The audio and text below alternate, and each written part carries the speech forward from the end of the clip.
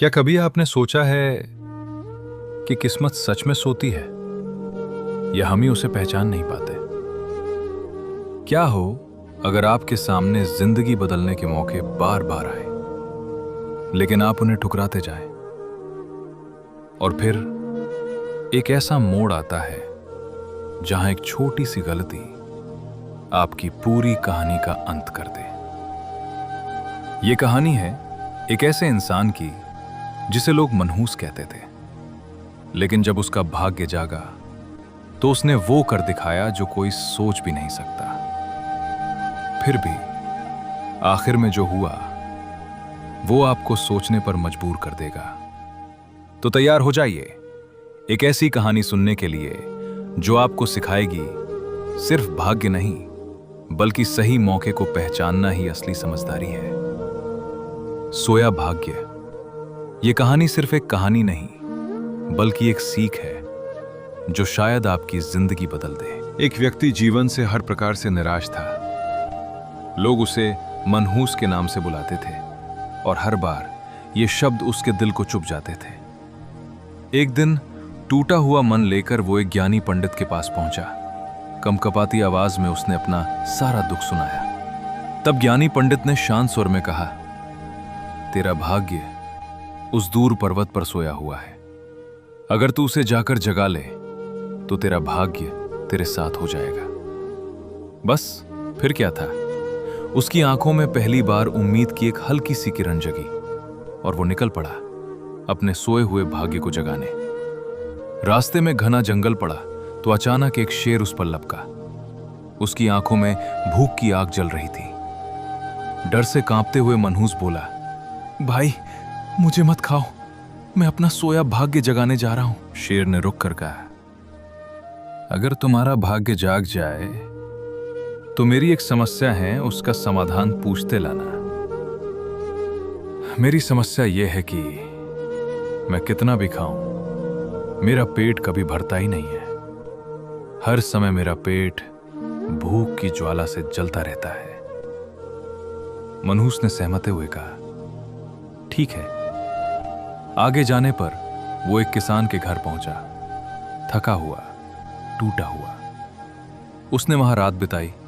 बातों ही बातों में किसान को उसके सफर का पता चला कि वो अपना सोया भाग्य जगाने जा रहा है। किसान की आंखों में चिंता साफ झलक रही थी। किसान ने कहा कि मेरा भी एक सवाल है, अपने भाग्य से पूछकर उसका समाधान लेते आना। मेरे खेत में चाहे जितनी भी मेहनत कर लूं, फसल कभी अच्छी होती ही नहीं है। और मेरी शादी योग्य एक बेटी है, उसके विवाह की चिंता मुझे दिन रात सताती है। उसका विवाह इन परिस्थितियों में मैं कैसे कर पाऊंगा? मनहूस ने हल्की सी सहमति में सिर हिलाया और कहा, ठीक है। आगे जाने पर वो एक राजा के महल में पहुंचा और उस राजा के घर मेहमान बना। रात्रि भोज के दौरान जब राजा को उसकी यात्रा का पता चला कि वो अपने भाग्य को जगाने जा रहा है, तो राजा ने गहरी चिंता के साथ मनहूस से कहा कि मेरी परेशानी का हल भी अपने भाग्य से पूछते आना। मेरी परेशानी ये है कि मैं कितनी भी समझदारी से अपना राज्य चलाऊं, फिर भी मेरे राज्य में अराजकता का ही बोलबाला बना रहता है। मनहूस ने फिर वही जवाब दिया।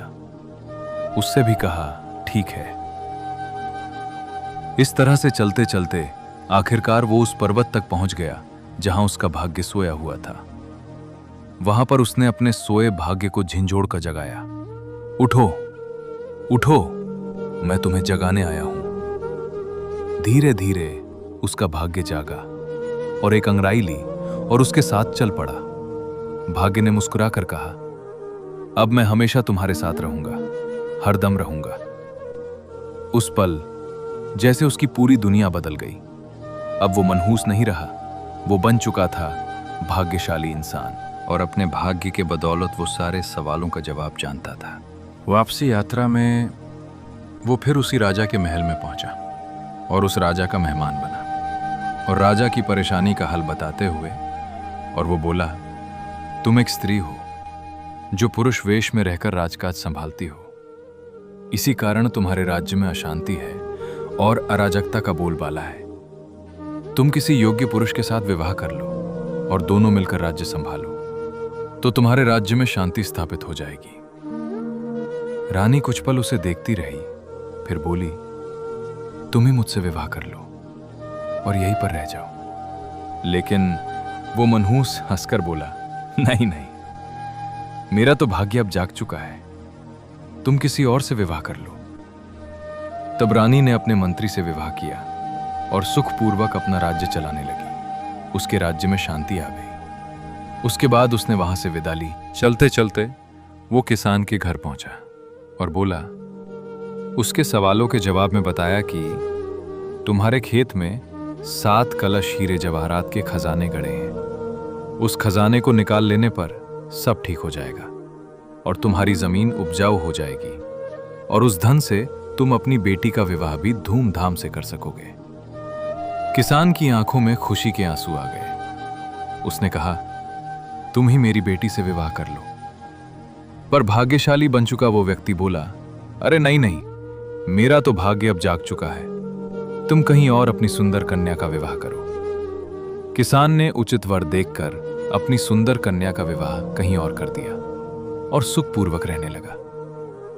कुछ दिन किसान की मेहमान नवाजी होने के बाद लौटते वक्त वो जंगल में पहुंचा, जहां शेर उसका इंतजार कर रहा था और शेर से उसकी समस्या का समाधान बताया। उसने शेर से कहा, अगर तुम किसी बड़े मूर्ख को खा लोगे तो तुम्हारी ये भूख हमेशा के लिए शांत हो जाएगी। शेर ने खुश होकर उसकी बड़ी प्रशंसा की और यात्रा का पूरा हाल जाना कि तुम कैसे वहां तक पहुंचे और यहां तक कैसे आए। तो सारी बात पता चलने के बाद और फिर ठहाका लगाकर शेर बोला कि तू भाग्यशाली इंसान होने के बाद इतने अच्छे और बड़े 2 मौके गंवाने वाले ए इंसान, तुमसे बड़ा मूर्ख और कौन होगा।